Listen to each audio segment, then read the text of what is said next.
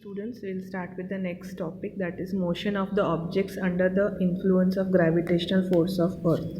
Okay, now whenever you are having a free fall, okay, now all the objects, whether they are hollow, solid, big, small, okay, will fall from a height at the same rate. That is especially in free fall. That means all these objects will reach the ground at same time. Okay, there's an activity 10.3. You can just go through that activity, turn the page.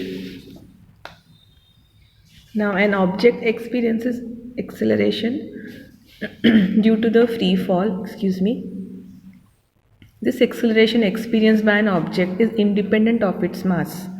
This means all the objects that are hollow, solid, big, small should fall at the same rate. Okay. Now Galileo performed the experiment by dropping different objects from the top of a leaning tower of Pisa in Italy. Okay. Then he proved this, that all of them reach the ground at the same time. Now why this happens? Because the gravitational acceleration g is constant near the earth. So all the equations for uniformly accelerated motion of the object become valid. Okay, so whatever we have learned, the equations of motions in the previous chapters, this v is equal to u plus at, s is equal to ut plus half at square, and v square plus is equal to u square plus 2ac, all these equations can be used replacing in place of a g, that is gravitational acceleration. Okay, so today we will be seeing the examples related to these equations. Now the first example is example 10.2, where a car falls off from a ledge and drops on the ground at the rate of 0.5 in 0.5 seconds. Okay, and the gravitational acceleration is 10 meters instead of 9.8 they have given to simplify the calculations. Okay, now there are three questions asked. First is the speed, then the average speed, and the height. Okay, so let us see what we have got. Time is equal to 0.5 seconds, that is half second. Now initial velocity, okay, because the car is falling off from the edge, so initial velocity will be 0. Gravitational acceleration is g is equal to 10. Okay, so for the speed we have got the first equation, v is equal to u plus at, where u is equal to 0, so we will use directly v is equal to at. This is the equation used here. So a is 10 and t is 0.5, so we get 5 meter per second. Okay, now we go to the second question, that is average speed. Now average speed, you should have initial speed and final speed. Initial speed is 0 and final speed just now we found out, that is 5 meter per second. That is what we are going to put here, divided by 2 because it's an average, so we get 2.5 meter per second. Now next is distance traveled. Again for distance traveled you use the equation s is equal to ut plus half gt square, this equation.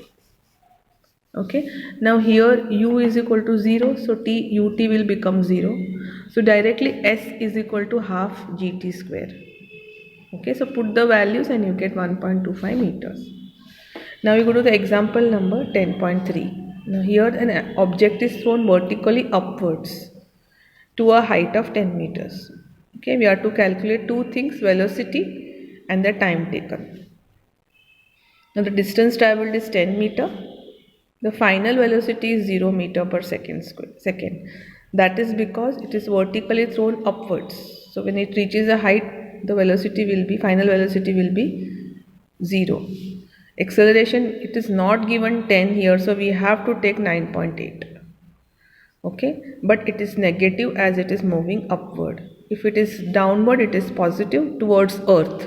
Now it is going away from the earth, so it is negative. Now we use this velocity with this equation we use, that is v square is equal to u square plus 2a s. Okay, now here v square is equal to 0. Okay, so u square, the value of u we have to find out. 2 is equal to 2 into a into s, that is minus 9.8 into 10. Okay, so putting all the values here and taking u square on this side, okay, we get this and the u, because it's square, you have to take the square root of whatever value you get, and you get, because it's square, you will always have the answer positive. Okay, so u is equal to 14 meter per second. Now the next one is time taken. Okay, now for time taken you can use this equation, v is equal to u plus at, where v is equal to 0, u is this, acceleration is minus, and t. Okay, so just subtract this, you will get the value of t. Okay, the questions first and second you have to write the answers in your notebook. Okay, thank you.